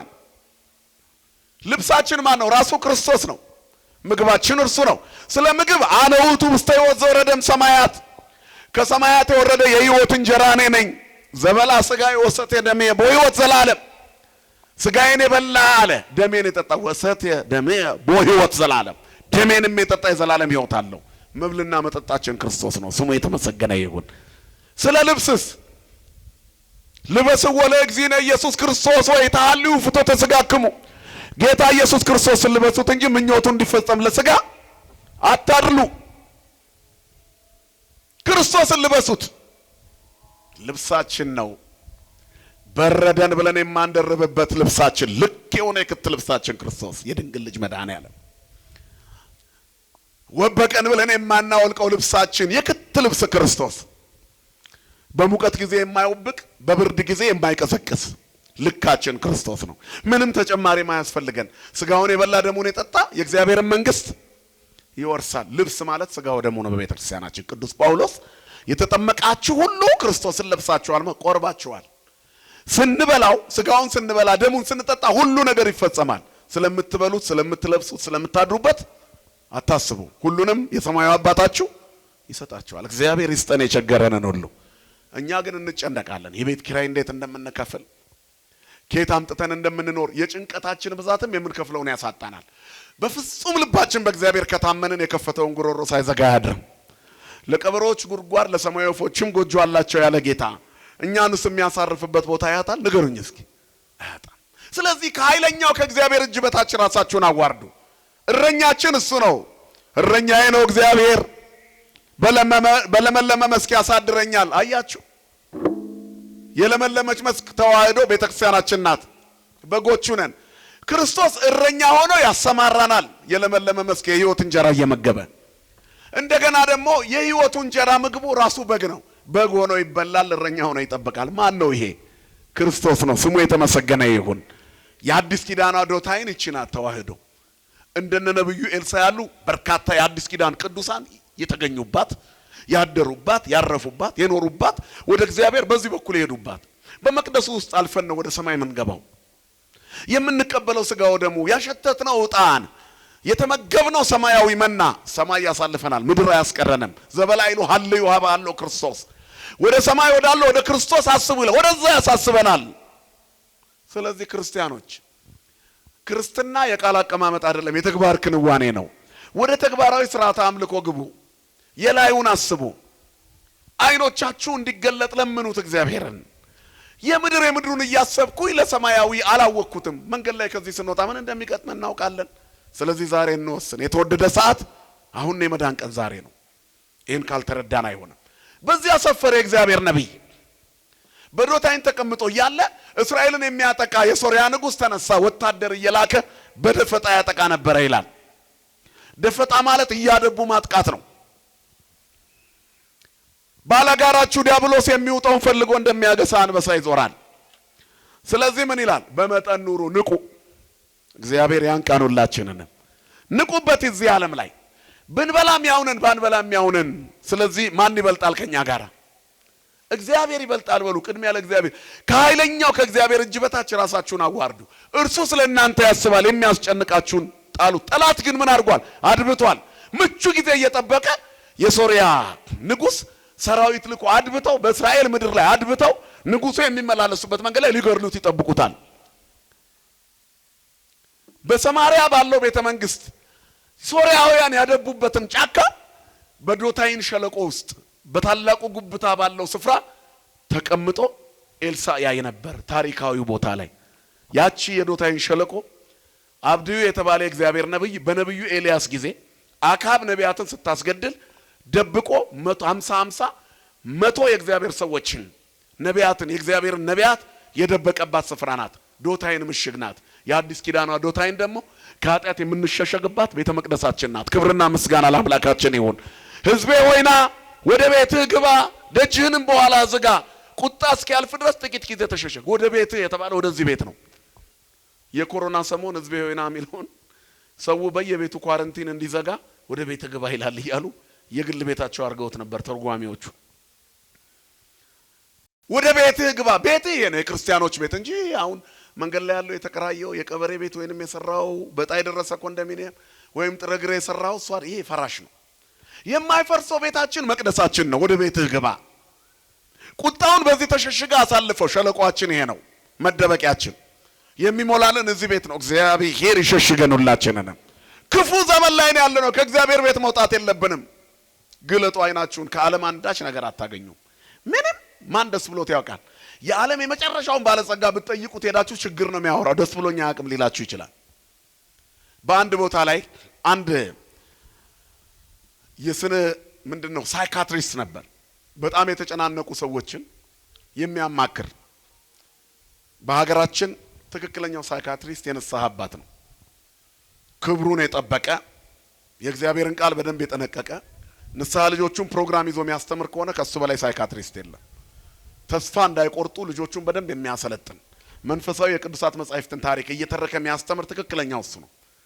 አይምሮአችን እንዳይበላሽ እንደ ችግራችንና እንዳኗኗራችን ያለ ምቾት እንደመመላለሳችን በየቀኑ ጭንቀት እንደመብዛቱ ቢሆን ኖሮ እብድ በበዛ ነበር አገሪቱ ላይ። በፍላጎት ያበዱ ሰዎች ይኖራሉ እንጂ እግዚአብሔር ትቶኛል ብለው የሚያብዱ ሰዎች አሁን የሉ። ማን ይመስገን። ክብርና ምስጋና ለስሙ ይሁን። የሚጠብቀን አይተኛማ። እይደቅ ዘያቀበክ ጥበቃው ባይሆን ማን አለ? አሁን ደስ ብሎን ነው ወደ ቤት የምንሄደው። ምን ይጠብቀን ይሆን? ሰይጣን በየቦታው ተሰማርቷል። ያን ሁሉ ግን እናልፈዋለን። ማን ስላለ ከኛ ጋር? ወንጌል እንደዚህ ነው። መንገድን ያሰምርልሃል። ሕግ ለእግሬ መብራት ለመንገዴም ብርሃን ነው ይላል መጽሐፍ። ለዚህ እኮ ነው የምንኖረው። የትኛው ምቾት ነው እንድንኖር ያስናፈቀን? እግዚአብሔር ከኛ ጋር መኖሩ እንጂ አይደል? እግዚአብሔር ከኛ ጋር ባይሆን ኖሮ ጠላቶቻችን አለ ዳዊት፣ እግዚአብሔር ከኛ ጋር ባይሆን ኖሮ ጠላቶቻችን ሕያዋን ሳለን በዋጡን ነበር። ለጥርሳቸው ንክሻ ያልዳረገን ማን ይመስገን አለ። ይትባረክ እግዚአብሔር ዘያግባን ውስተ መስገር ተማይገቱ። ያሴሩት ሴራ፣ ያዘጋጁት ወጥመድ፣ የቆፈሩት ጉድጓድ ውስጥ አልወደቅሽም። መድኃኔዓለም አቅፎ አሻግሮሻል። እሱ ከኛ ጋር ስላለ ምንም አንሆንም። እሱ ከኛ ጋር ካለ ማን ይቃወመናል? ማንም። ስለዚህ እግዚአብሔር ወይ አንተ ምራኝ በሉት። ምራሃኒ እግዚኦ ፍኖተከ፣ አቤቱ መንገድህን ምራኝ፣ እኔ አልችልም ብቻዬን። ሕግ ለእግሬ መብራት ይሁን፣ ወንጌልህ ያጽናናኝ። ባንተ የሚገኘው ሕይወት ዓለም ከምትሰጠው ብዙ ሀብት ይበልጣልና ከዓለም ወዳጅነት የእግዚአብሔር ፍቅር ይልቃል፣ ቸርነቱ ብዙ ነው። ሙሴ የእግዚአብሔር ተራራ ላይ ወጣ። ሲና ተራራ ላይ ከእግዚአብሔር ጋር አወራ። 40 ቀን ቆየ። አንዲት ቁራጭ እንጀራ አንድ ሳህን ስንቅ ይዞ አልሄደም። ሲመለስ ሙሴ አልከሳም፣ አልጠወለገም፣ ፊቱ እንደ ፀሐይ ያበራ ነበር። እግዚአብሔር ካለ ስለ ስጋና ደም አታስቡም። የሚያስጨንቃችሁን ሁሉ በእርሱ ላይ ጣሉት። መድኃኔዓለም ከሁላችን ጋር ይሁን። በዶታይ ነብዩ ከእግዚአብሔር ጋር ሆኖ ነበር። ስለዚህ ተሻግሮ አየ። ይሄ ጾም ነገን የምናይበት መሆን አለበት። አሁን እየጾምን ያለነው ጾም ነገን የሚያሳየን ዲያብሎስ የደፈናቸውን ጉድጓዶች፣ ዲያብሎስ የጋረደው መጋረጃ ቀዶ የሚያስወግድ ምንጩን የደፈነብንን ምንጭ ነድሎ የሚያወጣ ጾም መሆን አለበት። አሁን ጸሎታችን፣ ስግደታችን እግዚአብሔር የመረጠው አይነት ጾም እንድንጾም መድኃኔዓለም ኃይል ይሆናል ለሁላችንም። ያን ጊዜ እግዚአብሔር የተሻለ ያደርጋል። በእኛ ቤት ለሰው እንተርፋለን። ከኔ የሚጠጣ ምንድነው ያለው እግዚአብሔር? ለሌላው ይተርፋል። አፍላገ ማየ ሕይወት ዘይውዝም ከርሱ እኮ ነው ለሳምራዊቷ ሴት ያላት ይሄንን ነው። አንቺ ውሃ ጠጪኝ ሲላት እሷ ስለ ዘረኝነት አወራች። የሚለምንሽን አላወቅሽም፣ የሚለምንሽን ብታቂው ትለምኚው ነበር። ከዚህ የሚጠጡ ሁሉ ይሞታሉ፣ እኔ ከምሰጠው የሚጠጣ ግን የሕይወት ውሃ ምንጭ ከሆዱ ይፈልቃል። ከእግዚአብሔር ስትጠጪ ከሆድሽ ይፈልቅ፣ ለሌላው ትተርፊያለሽ። መንገድ የጠፋባቸውን ታሳያለህ። በምስኪን ግሮሮ በደግነት ታስቀምጣለህ። በመስጠትህ እንደማትከስር ይገባሃል። መስጠት ከማግኘት እንደሆነ እንረዳለን። ጭካኔ ይወገዳል፣ ፍቅር ይሰርጻል በውስጣችን። ፍቅር ክርስቶስ እኛ ውስጥ ከገባ በቃ ሰይጣን ቦታ አይኖረውም። ወኢታቡ ወፍኖተ ለሰይጣን፣ ለዲያብሎስ እድል ፈንታ አትስጡት፣ ለክፉ ነገር ቦታ አትስጡት። በበጎ ነገር የተሞላችሁ ሁኑ። ዓለም በክፉ ነገር የተሞላች ናት። ይህንን ዓለም ተዋት። ሐዋርያው እንዳለው ከዓለም ምንም አልፈልግም፣ እግዚአብሔር ይበቃኛል። ማን ይበቃናል? እግዚአብሔር ስሙ የተመሰገነ ይሁን። እሱ የቤታችን ጉልላት ይሁን፣ ራስ ይሁን እግዚአብሔር። አባወራው እሱ ይሁን። የሙሉ ቤተሰብ መሪ ማን ይሁን? የመንገዳችን መሪ ማን ይሁን? በስራችን ውስጥ ከኛ ጋር ማን ይሁን? በትግላችን ውስጥ ማን ይሁን ከኛ ጋር? ፈተናው ቢበዛ ማን ይሁን ከኛ ጋር? በቃ ከዮናስ ጋር በአሳ ሆድ ውስጥ የሆነ፣ ከዮሴፍ ጋር ተሰዶ የታሰረ፣ ከሰለስቱ ደቂቅ ጋር እሳት ውስጥ የገባ፣ በሁሉ መንገድ ውስጥ ከዳንኤል ጋር ያናብስት ጉድጓድ ውስጥ የተጣለ እግዚአብሔር ብንታመም አብሮን ይተኛል። ዮሐንስ አፈወርቅ ምንድነው ያለው? እግዚአብሔርን የት አገኘዋለሁ ብለህ አታስብ፣ ከተራበው ጋር ታገኘዋለህ። የተራበውን ስታበላ እሱ እዛ አለ። ጠያቂ ያጣውን በሽተኛ ሆስፒታል ተኝቶ ሄደ ስትጠይቀው እሱን እዛ ተኝቶ ታገኘዋለህ። በድሃው ላይ ታገኘዋለህ። ሰው ባጣው ላይ ሰው ሆኖ ታገኘዋለህ። ለዛ ሰው ስታደርግ ለሱ አደረክ ማለት ነው። ለነዚህ ከታናናሾቹ መካከል ለአንዱ የምታደርጉት ለኔ እንዳደረጋችሁት ነው። ምን ማለት ነው? የተራበውን ስታበሉት እኔን አበላችሁኝ፣ የተጠማውን ስታጠጡት እኔን አጠጣችሁኝ፣ ስትገፉትስ እኔን ገፋችሁኝ። የምእመናን ስደቱ መከራቸው መከራ የሆነ ክርስቶስ አይደል? ሳውል በኋላ ስሙ ቅዱስ ጳውሎስ አሳዳጅ እያለ ሲያሳድድ ጌታ ምንድነው ያለው? መጥቶ ሳውል ሳውል ስለምን የት አግኝቶት አሳደውታል? አላገኘውም አይደል? አየህ፣ አንተ ምስኪኑን ስታሳደድ እግዚአብሔር ሚል ይሄንን ነው። ፍርድ ቤት ክላሰር ይዘሽ ስትሄጂ ጭቁኑን ምስኪኑን ሰው ትንሽ አለኝ ዘመድ አለኝ ብለሽ ለመግፋት ስትሄጂ በተንኮል ስታሚ እኔና ያማሽ ለምን ታሳድጅኛለሽ ይልሻል ክርስቶስ። የላዩን አስቡ፣ አይኖቻችሁን ግለጡ። እግዚአብሔር አይኖቻችንን ይግለጥልን። ስለዚህ ዲያብሎስ ማድባቱ አይቀርም፣ ግን ጠባቂያችን ማን ነው? እይደቅ ዘያቅበክ፣ የሚጠብቅህ አይተኛም። ሰይጣን እያደባ ጠላታችሁ የሚውጠውን ፈልጎ እንደሚያገሳ አንበሳ ይዞራል፣ ግን የሚጠብቅህ አይተኛም። የሚጠብቅሽ አይተኛም፣ አያንቀላፋም። ናሁ ይደቅሶ ይነጉም ዘያቅበው ለእስራኤል፣ እስራኤልን የሚጠብቅ አለ። እስራኤል የሚለው ቃል እስራኤል ዘስጋ ነበር፣ አሁን እስራኤል ዘነፍስ እኛን ነው። ተዋህዶን የሚጠብቅ አይተኛም፣ አያንቀላፋም። ስንት መከራ አሳለፈች ኦርቶዶክሳዊት ተዋህዶ ቤተክርስቲያን። የገዛ ልጆቹ አንዳንዴ ነቀርሳ ይሆኑባታል፣ ኩፍኝ ይሆኑባታል፣ ካንሰር ይሆኑባታል። ይሄ ሁሉ እየተነቃቀለ ይወገዳል። ከውጪ ሌላ ድንጋይ ይወረወርባታል፣ እሷ ላይ ማያገሳ የለም። በቃ ፎሎወር ያጣ የሚዲያ ሰው የተረሳ ሁሉ እንዲታወስ ብቅ ብሎ ኦርቶዶክስን መስደብ ይጀምራል። እኛም መልስ እንሰጣለን ብለን እናፈምሰዋለን። መነሻ ሆናለች፣ እንደ ክሪክ ማንሻ ሆናለች፣ የወደቀውን ማንሻ። ግን ቢነሱም ተመልሶ ይፈጠፈጣሉ። ርኢክዎ ለኃጥእ አብየ ወተላለ ከማርዘ ሊባኖስ ወሶበ ገባ ኃጣይክዎ። ክፉን አትከተሉት፣ ቆርጣችሁ ጣሉት። እግዚአብሔር ክፉን ከኛ ላይ ያስወግድልን። ሁሉም አፉን ያላቅቅባታል፣ ግን የሚጠብቃት አይተኛም ተዋህዶን። ስለዚህ አሸንፋውንም አለች። በእሳት ነዳ ተሻግራለች። ድንጋይ ተወርውሮባታለች። ከድንጋይ የሚበልጥ ከሰይፍ የሚበልጥ ቃላት አሁንም እየተወረወሩባት፣ እሷ ግን አለች። ካንሰርና HIV የኩላሊት ፌለሪቲን ተረት እያረገች በአንድ ኩባያ ጸበል የሚሊዮን ብር ሕክምና እየሰጠች ተዋህደዋለች። ክብርና ምስጋና ለአምላካችን ይሁን። ሁሉን ማድረግ የሚችል አምላክ ከሷ ጋር አለ። ማን ይመስገን? እግዚአብሔር ይመስገን። ለጥርሳቸው ንክሻ ያልሰጠን እግዚአብሔር ይመስገን። ያይናል እግዚአብሔር ከላይ ሆኖ። አሁን በኤልሳ ውስጥ እግዚአብሔር ያይ ነበር። ስለዚህ ንጉሱን ጠላት አድብቷል፣ ራስህን ጠብቃለሁ። የማንቂያው ደወል ይሄ ነው። ወንጌል የተዘጋጀው አሁን እዚህ የሐሙሱ ወንጌል ሳምንታዊው ጠላት ስላደባ መከላከል ነው። ክርስቲያኖች አጥቂ አይደሉም፣ ተከላካይ ናቸው። ሃይማኖታቸውን ይከላከላሉ፣ ሰውነታቸውን ከኃጢአት ይከላከላሉ አይደል?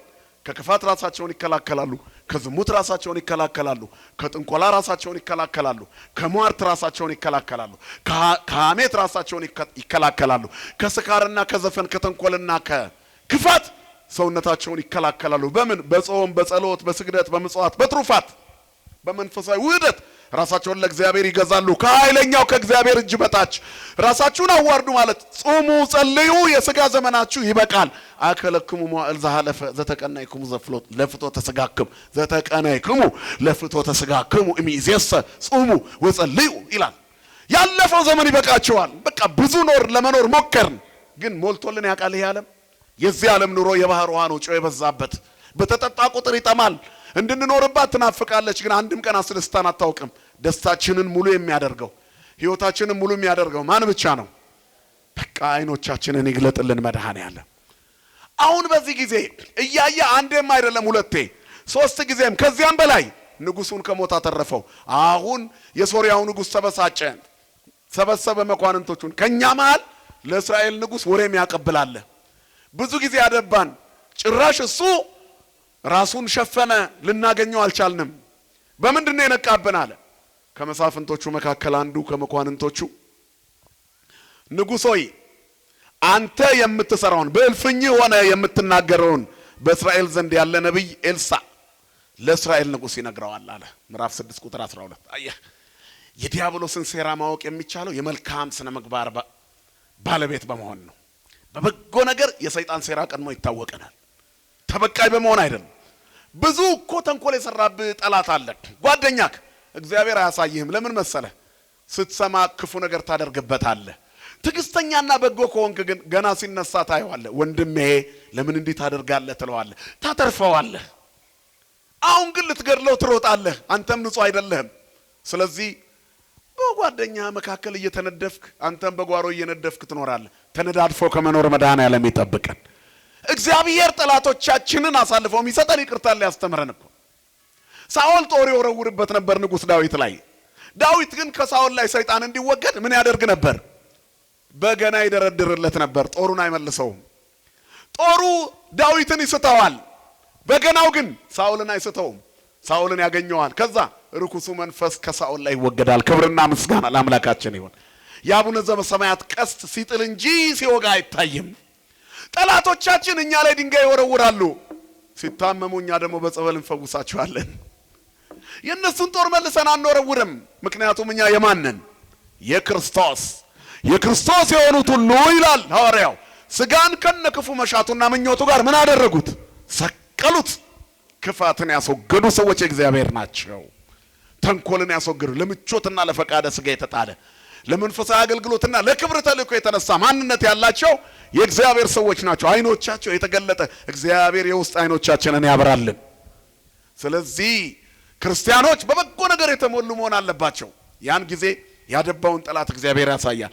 ሰይጣን ሁሉ ጊዜ ይጠብቃል። የሚውጣውን ፈልጎ እንደሚያገሳ አንበሳ ይዞራል። ምቹ ጊዜ ይሻል ነው። ጠላት አድብቷል። ነፍሳችንን ሊነጥቅ፣ ርስታችንን ሊቀማ፣ መቅደሳችንን ሊያፈርስ፣ ክርስትናችንን ሊያናጋ፣ ማይተባችንን ሊበጥስ፣ በስጋዊ ፍላጎቶች ጾማችንን ሊያስፈርስ፣ በተንኮልና በክፋት የያዝነውን ሱባኤ ሊያበላሽብን ሰይጣን አድብቷል። አድብቶ ነው የሚያጠቃው። ስለዚህ ንቁበት ነው። አንደኛ ጴጥሮስ ምዕራፍ 5 ቁጥር 8 ምቹ ጊዜ ይጠብቃል። ይሁዳ አምላኩን ክርስቶስን ለመሸጥ ምን ይሻ ነበር ይላል? ምቹ ጊዜ ሲያገኝ ምን አደረገ? አምላኩን ሸጠው። ግን አተረፈ? ከሰረ? ወይ ለገነት አልሆነ? ሞቱ ነፍሳት ከሲኦል ከወጡ በኋላ ነው የተከናወነው አይደል? እንደ ቤተክርስቲያናችን አስተምህሮ ተሰቃይቶ ነው የሞተው። ዛፏ ራሷ አፍ አውጥታ እስክትነግረው እንደ በለዓም አህያ እንደ ቢታንያ ድንጋዮች ነስህ ይሁዳ ከመሁከ ጴጥሮስ፣ እንደ ወንድም እንደ ጴጥሮስ ንስሐ ግባ። በዛፍ በኩል ሁሉ እግዚአብሔር አስመክሮታል። የቤተክርስቲያናችን ትርጓሜ እንደሚነግረን እምቢ ያለ አየሩ ምድሩ ሰማዩ ይመክረናል፣ አንሰማማል። ሕይወት ትመክረናለች፣ አልሰማማል። ሲያጋድሉ የነበሩ ክፋት ሲዘሩ የነበሩ ሰዎች በቅርብ ዓመታት ውስጥ እንኳን ዞር ዞር አላሉም ከፊታችን። ወሶ በገባ ኃጣይ ከዋለ ዞር ስላጣኋቸው እግዚአብሔር ይሰራል።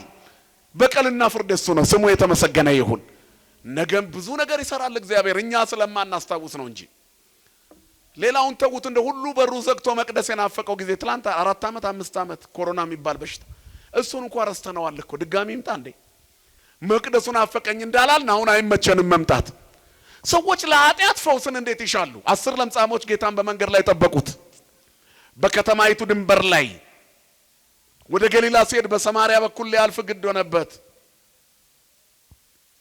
በዚያ ያልፍ ነበረ። 10 ለምጻሞች ጠበቁ። አድነን አሉት። ሂዱ ራሳችሁን ለካህን አሳዩ። ዘፈታይክሙ በምድር ይኩን ፍትሐ በሰማያት ወዘአሰርክሙ በምድር ይኩን እስረ በሰማያት። በምድር ያሰራችሁት በሰማይ፣ በምድር የፈታችሁት በሰማይ። ለካህናት ስልጣን ተሰጥቷቸዋል። ንስሐ ለመግባት ያብቃን ሁላችንም። ስለዚህ እሺ ብለው መሄድ ሲጀምሩ ስለ ፈቃደኝነታቸው በመንገድ ላይ ፈወሳቸው። 9 ያቋረጡትን ኃጢአት ለመቀጠል ሮጡ ይላል። ስንፈወስ ወደ ኃጢአት ከመሮጥ እግዚአብሔር ይሰውረን። አንዱ ብቻ መጣ። እግዚአብሔር ያልሰጠን ብዙ የጎደሉን ነገር አለ። ለምን ይመስላችኋል? ስናገኝ እንዳንረሳው፣ የራሱ ሊያደርገን ወደ ሞት እንዳንወድቅበት። ልጅ የሚጎዳ ነገር ወደ አፌ ልክተት ቢል እናቱ አትፈቅድለትም። ጣፋጭ ነገር እንዲያበዛ አትፈቅድለትም። ጣፋጩ እንዳያልቅባት ሰስታ አይደለም፣ ልጇ እንዳይሞትባት ወዳ። እግዚአብሔር ደግሞ ከእናት በላይ ከአባት በላይ ነው። ክብርና ምስጋና ለስሙ ይሁን። የከለከለን ለኛ ነው፣ የሚሰጠንም መያዝ እስክንችል ነው። እጆቻችን ለመቀበል ዝግጁ ይሁኑ። እግዚአብሔር ሰጪ ነው። ያለ መንፈግ ለጋስ፣ ያለ መከልከል ሰጪ ነው። አይሰስትም። የሚሰስትም ያልቅበት ነው። እግዚአብሔር ሁሉ በእጁ ምን ይጎድልበታል? ክብርና ምስጋና ለስሙ ይሁን። ነገር ግን የኛ እጁን ፊት ነው ያፈሳል። የሚያፈስ እጅ ላይ አያስቀምጥም። እኛንም ይዞን ይጠፋላ። በልካችን ይገዛናል እግዚአብሔር። በፈቃዳችን ውስጥ ብንሆንም ነፃ ፈቃዳችንን ሳይነጥቅ ግን በልካችን እንዳንጠፋበት ቆጥቦ ጠብቆ ይሰጠናል። ሰስቶ አይደለም፣ እኛ እንዳንጠፋበት። ስለዚህ ጌታ ሆይ አንተን ከሚያሳጣኝ ነገር ጠብቀኝ ለማለት ያብቃን። አይን መግለጥ ይሄ ነው።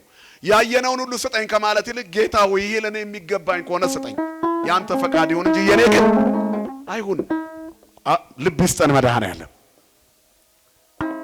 በዚህ ጊዜ ሁሉን ማየት የሚችለው እግዚአብሔር ለነብዩ እንደገለጠለት መኳንንቶቹ ነገሩት። በቃ ሰው የእግዚአብሔር ሰው ሲሆን ሁሉን ያያል ያልኳችሁ ይሄ ነው። ያደባውን የምትሰራውን ተንኮል ያየዋል። ማን ነው ስሙ? ነብዩ ኤልሳ ይባላል። የት ነው ያለው? በዶታይን። ሂዱና አምጡልኝ አለ። የኤልሳ ሎሌ አገልጋዩ ብላቴናው ወደ ውጭ ወጣ ብሎ ሲቆም በሶሪያ ወታደር ተከባለች ዶታይን ዙሪያው። ኤልሳን ለመያዝ መጥተው ወዮ ወዮ ጌታዬ ሆይ ምን እናደርጋለን ብሎ ጮኸ ይላል። ምን ይሻለናል? ሊያጠፉን መጥተዋል። እነዚህ ሁሉ እኛን ለመያዝ የመጡ ናቸው። ምን ይሻለናል ብሎ ኤልሳ ሎሌ ጮኸ። ኢትፍራ እስመ ይበዝሑ እልሃለሁ ምስሌነ እምኔሆሙ። አትፍራ፣ በእኛ ዘንድ ያሉት በእነርሱ ዘንድ ካሉት ይበልጣሉና። ኢትፍራ አለው። እስመ ይበዝሑ እልሃለሁ ምስሌነ እምኔሆሙ። ከነሱ ይልቅ በእኛ ዘንድ ያሉት ይበዛሉ። በቃ ይሄንን በሉ። እልሃለሁ እስመ ይበዝሑ እልሃለሁ ምስሌነ እምኔሆሙ። ከነሱ ከአሳዳጆቻችን ይልቅ በእኛ ዘንድ ያለው ማን ይበልጣል? ከችግሮቻችን ይልቅ መፍትሄ የሆነው ማን ይበልጣል? ከረሃባችን ይልቅ የህይወት እንጀራ የሆነው ማን ይበልጣል? ከማጣታችን ይልቅ የበረከታችን ምንጭ ማን ይበልጣል? ዓለም ብታስረን መፈታታችን ኃይላችን የሆነ ማን ይበልጣል? ከደዌያችን ይልቅ መድኃኒት የሆነ ማን ይበልጣል? ለሰው የማይቻል ለማን ይቻላል? ክብርና ምስጋና ለስሙ ይሁን። አይኖቻችሁን ግለጡ። ይህንን ያየው ነብዩ ነው። ነብዩ አይቶ ነበር። ስለዚህ ከዛ ምን አለ? አቤቱ ያዩ ዘንድ አይኖቹን ግለጥ አለው። በእኛ ዘንድ ያሉት ይበልጣሉ። እኛ ዘንድ ያለው እግዚአብሔር ይበልጣል። ከዛም በኋላ እግዚአብሔር ይላል የነብዩን ሎሌ አይን ገለጠለት። የሎሌውም አይኖች ሲገለጡ እንደ ነብዩ ማየት ጀመረ። ድንግል ማርያም በአማላጅነቷ ያየችውን ታሳየን። የልጇን በረከት እንድናይ አይኖቻችንን ታብራለን። መጥምቀ መለኮት ቅዱስ ዮሐንስ አይኖቻችንን ያብራልን። አባቱ ዘካርያስ የኔና የናንተን አይን ያብራልን። ምክንያቱም እሱ ገብርኤልን አይቷልና ያየውን እንድናይ አይኖቻችን ይብራልን። እኔ በእግዚአብሔር ፊት የምቆመው ነው ያለውን መልአክ የምናይበት አይኖቻችን ይገለጥልን። መላእክቱ የእሳት ሰረገላዎች ሸራሮን ሞልተው ነበር። ከነዛ ከሶሪያ ወታደሮች ይልቅ እጥፍ ድርብ የእሳት ሰረገሎችና ፈረሰኞች ምድሪቷን ሞልተዋል። ሰማያውያን ሰራዊት እግዚአብሔር መላእክት በዙሪያው ቆመው ነበር። ማን ይመስገን? ክብርና ምስጋና ለአምላካችን ይሁን። እግዚአብሔር ይበልጣል። ወንድሜ ገብተህ የምትወጣው ባንተ ኃይል አይደለም። ጠባቂ እግዚአብሔር ካንተ ጋር ስለሆነ ነው። ሞልቶልን የምንኖረው ሁሉ ነገር የተሳካልን የጎደለብን መስሎን ነው እንጂ እግዚአብሔር ከኛ ጋር ስላለ ነው። በጉድለት ውስጥ ሙላት፣ በማጣት ውስጥ ማግኘት፣ በመታረዝ ውስጥ መልበስ፣ ባለመብራት ውስጥ መጥገብ፣ ባለመጠጣት ውስጥ መርካት ማን ስላለ ይሞላል። ሙሴ በላ የሚል የለም ግን ራበው የሚል አልተጻፈም።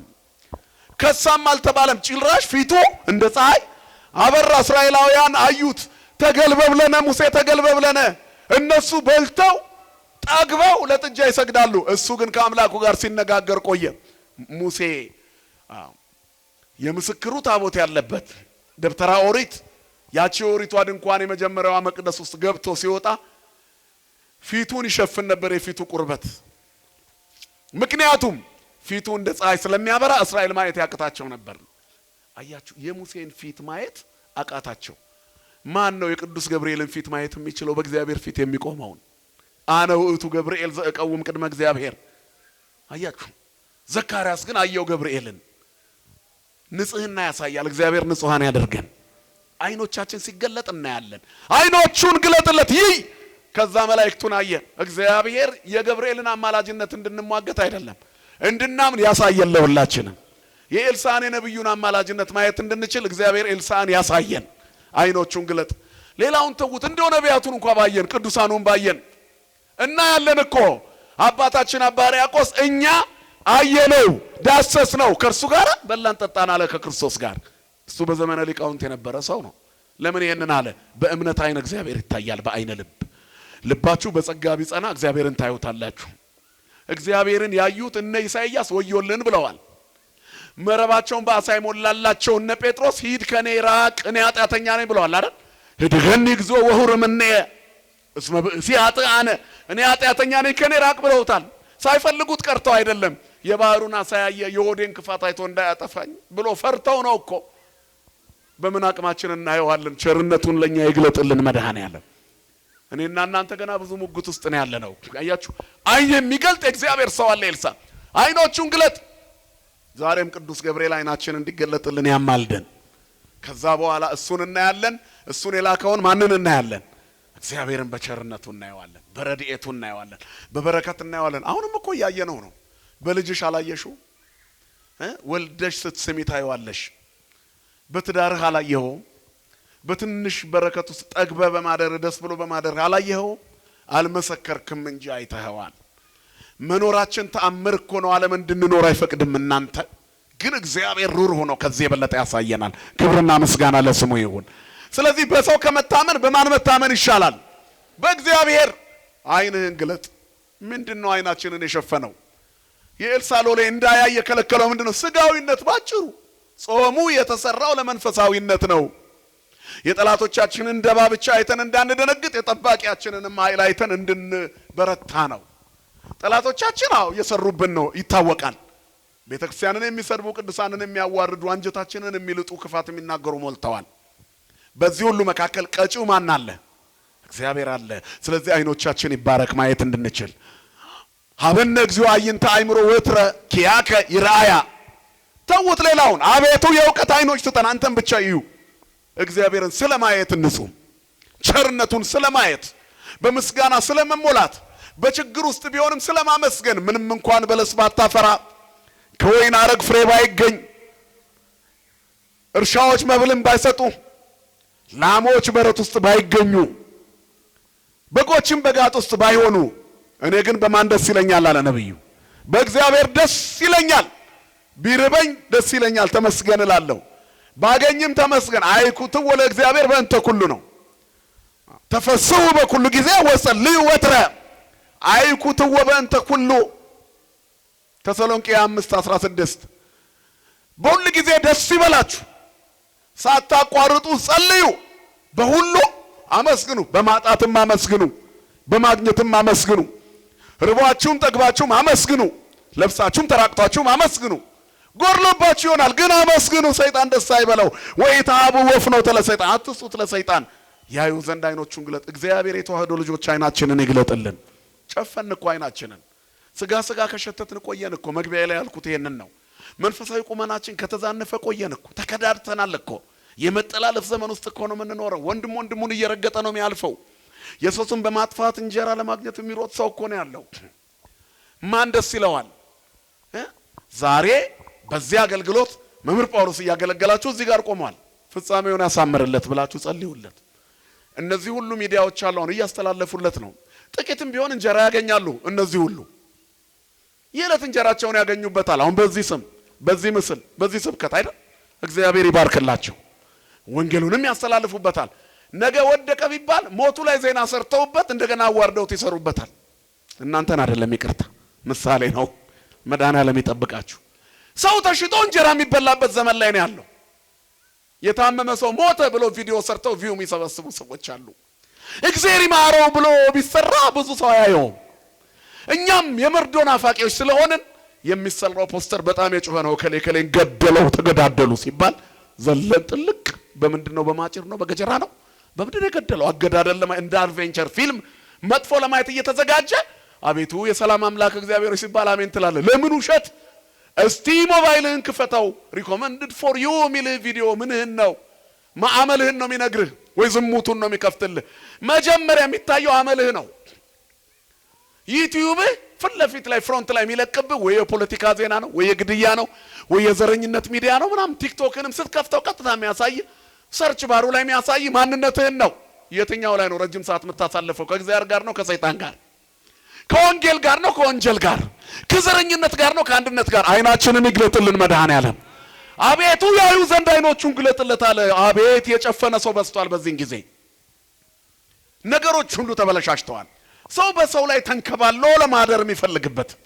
ጠልፎ ወንድሙን ገሎ በልቶ የሚያድር ከዛስ በሽተኛ ሆኖ የሚቀር ሰው የሰው ደም ጠጥቶ እንዴት ጤነኛ ይሆናል በላይ የሰብም ቤታችን ባደርስለት ምን ይውጣው ነበር አልቆለት ነበር እኛ ለውዳሴ ማርያምም አልተዳረግንም ፍቅሯን አልቀመስንም ጣይሟን በልቦናችን ታሳድርብን ሲባል የለንም ነውሩ ላይ ያለን ኧረ እግዚአብሔር ይመልሰን ሁላችንን ያዩ ዘንድ አይኖቹን ግለጥ አለው መምህር ወዮ ምን እናደርጋለን ኢትፍራስ ማይበዝሁ እልሃለው መስለና ምን ይሆሙ ከኛ ጋር ያለው ከነርሱ ጋር ካሉት ይበልጣል አቤቱ አይኖቹን ግለጥለት የእምነት አይናችንን ይግለጥልን ያልፋል እኮ ይሄ ጊዜ አትጠላለፉ ወንድሙን አያሳድ ክፉ ነገር ይቅር የሰው ስም ማጥፋት ይቆም ግዴላችሁም የወደቀውን አንሱት መንገድ የጠፋበትን አሳዩት ዛሬ ወደቀው ነገ እግዚአብሔር ያነሳዋል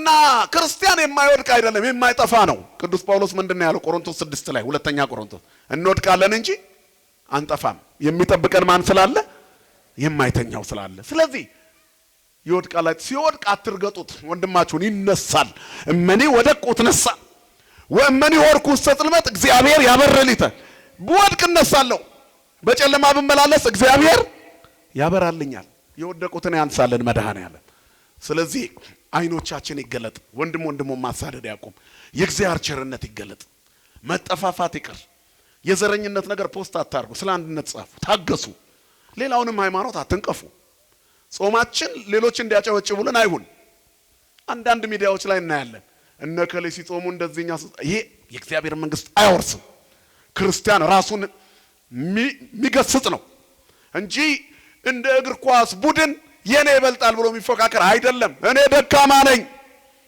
አጋንንት እኮ ቢታዘዙላችሁ ታላላቅ ታምር እንኳን ብትሰሩ የማንጠቅም ባሪያዎች ነን በሉ ቻልኩበት አትበሉ። የሚያስችላችሁ ከእናንተ ጋር የሚሰራ ማን ነው? እግዚአብሔር ነው። ማድረግንም በጎ ማድረግንም መፈለግንም በእናንተ የሚሰራ ማን ነው ይላል መጽሐፍ? እግዚአብሔር ነው። ክብሩን ለእግዚአብሔር ስጡት። የእድገትን ክብር ለእግዚአብሔር ስጥ። አይንን ስትገልጥ ቸርነቱን ታያለህ። አሁን ያን ሁሉ ድል ካደረገ በኋላ ሎሌው እኛ አደረግን አላለም። እነዛን ሁሉ ምርኮኞች ይላል ኤልሳ አይኖቻቸውን አጥፋ አለ። ለኤልሳ ሊይዙት የመጡት ሰዎች አይኖቻቸው ጠፉ።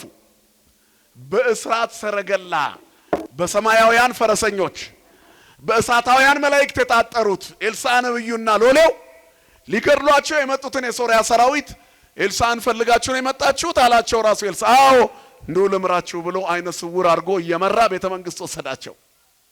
እዛ ሲደርስ ንጉሱ ሰራዊቱን አስከበበና አቤቱ ጌታ ሆይ አለ ኤልሳ አይኖቻቸውን ግለጥ አለ። አይናቸው ሲገለጥ ቤተ መንግስት ግቢ ውስጥ ነው ያሉት። በእስራኤል ወታደር ተከበዋል። መሳሪያቸውን ጥለው ተማርከዋል። ታውረው ነበራ። ከዛ እናጥፋቸው አለ። ተው እግዚአብሔር የማረከልህን ቀርቶ አንተ እንኳን የማረከውን አትግደል እንጀራ መግበሸኘው አለ። መጽሐፍ ጠላት ቢራባ ብለው ቢጠማ አጠጣው። ያን ጊዜ በራሱ ላይ ምን ታደርጋለህ? የእሳት ፍም ትነሰነሳለህ አለ።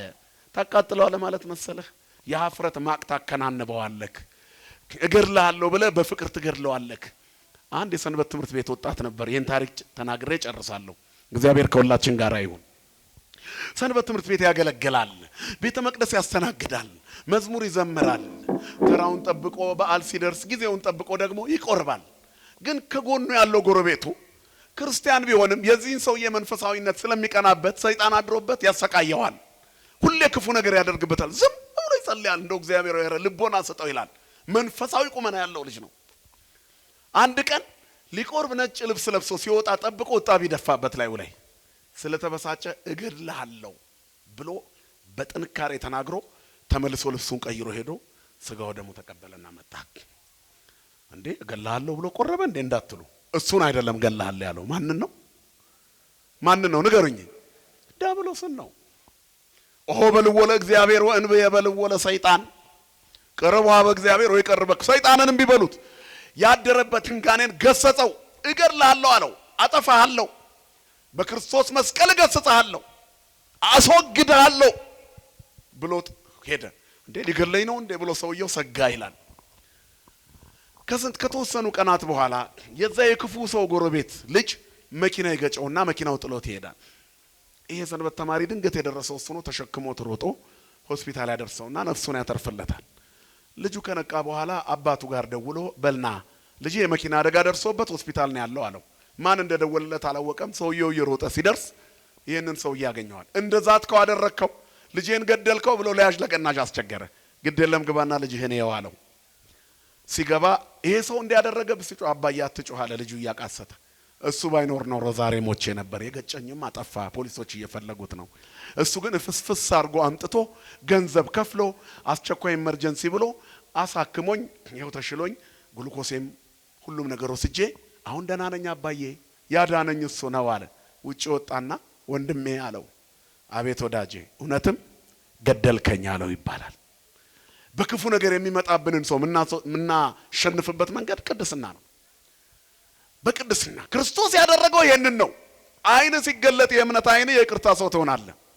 የፍቅር አይናችን ሲገለጥ ጥላቻ ይወገዳል አይደል? የአንድነት አይን ሲገለጥ ዘረኝነት ይወገዳል።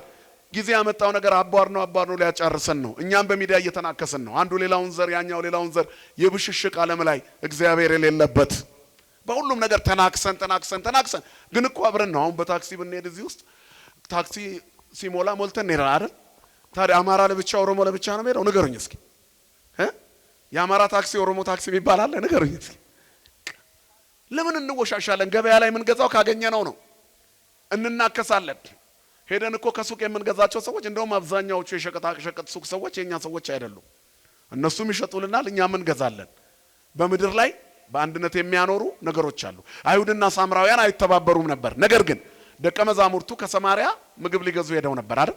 የተዋበችው የሴኬም ሸለቆ ስር ጌታ ቁጭ አለ። ምግብ ይገዙ ነበር። አንደኛቸው ከሌላቸው ይገበያያሉ። ነገር ግን በእምነት አንድ አይደሉም። የታሪክ አጋጣሚ ለይቷቸው ነበር። ኋላ ክርስቶስ መጥቶ አሕዛብና ሕዝብን አንድ አደረገ። ስሙ የተመሰገነ ይሁን። የፀሐይ ወደ ምድር ላይ መውጣት የቆሻሻውን ሽታ አይገልጠውም ያጠፋዋል እንጂ አይደለም እንዴ? ከአሕዛብ ላይ አሕዛባዊነቱን ፀሐይ ክርስቶስ ተገለጠና አስወገደ። አሁንም ክርስቶስ በጠላትሽ ላይ ተገልጦ አጋንንት ርኩሰትን ከላዩ ላይ ነቅሎ ያስወግድልሽ። ከዛም በኋላ ወንድምሽ ይሆናል። ስለዚህ የይቅርታ አይናችን ይገለጥ። አቤቱ ያዩ ዘንድ አይናቸውን ግለጥ። አሸነፍን ብለን ከመፎከር እግዚአብሔር ይጠብቀን። በፍቅር ተሸንፈን ሌሎችን የምናሸንፍበትን ማይተብ እግዚአብሔር ይስጠን። ከዚህ በኋላ ያለው የእስራኤል ታሪክ ያምር ነበር። ለምን? በይቅርታ ስለተጓዙ። ከዛ ጊዜ ጀምሮ ይላል እስራኤላውያንን ለመውጋት ሶሪያ አልመጣች፣ በፍቅር ስለተሸነፈች። እንዲህ ብሎ ያጠናቅቃል ሁለተኛ ነገሥት ምዕራፍ 6 መጨረሻ። ከዛ በኋላ የሶሪያ ንጉሥ ደፈጣ አቆመ። ለምን? ስለተሸነፈ። የሚያሳድድህን ወንድምህን በጎ ነገር ካደረክለት ታሸንፈዋለህ። እሱ እንዲህ ያደረገልኝ ህሊና የሚባል ነገር አለ። አሕዛብም ቢሆን ኢአማንም ቢሆን እኛ ጥሩ ከሆንን ምድሪቷን ጥሩ እናረጋለን። እኛ ደግሞ የክርስቶስ አይደለን እንዴ? ከክርስቶስ የተነሳ በጎች እንሆን። የተበላሸ ታሪካችን የሚታደስበት፣ የተዛነፈ ባህሪያችን የሚቀናበት፣ ክፉ ጠባያችን የሚታረምበት ጾም ያደርግልን። በቅድስና አምላክ የቅድስና ባለቤት በዚች ቅድስት የተቀደሰች ጾመ ኢየሱስ በጀመርንባት በሁለተኛዋ የአብይ ጾም በመጀመሪያዋ የጌታ ጾም ሁላችንም በቅድስና እንድንጓዝ እግዚአብሔር ይርዳን። እስከ መጨረሻው ትንሣኤ በሰላም ያደርሰን። ጉባኤያችንን ጉባኤ ሐዋርያት ያደርግልን። ፍጻሜያችንን ያሳምርልን። አገራችን ሰማይን እናታችን ድንግል ማርያምን የምንናፍቅ እኛ ኦርቶዶክሳውያን ክርስቲያኖች እዚህ እንደተሰበሰብን በኢየሩሳሌም ሰማያዊ ተሰብስበን ለመዘመር እንድንበቃ የአብ ጸጋ የወልድ ፍቅር የመንፈስ ቅዱስ ኅብረት የድንግል ማርያም ጸሎትና ምልጃ የቅዱሳን መላእክት ጥበቃ አይለየን። ይቆየን። ስብሐት ለእግዚአብሔር።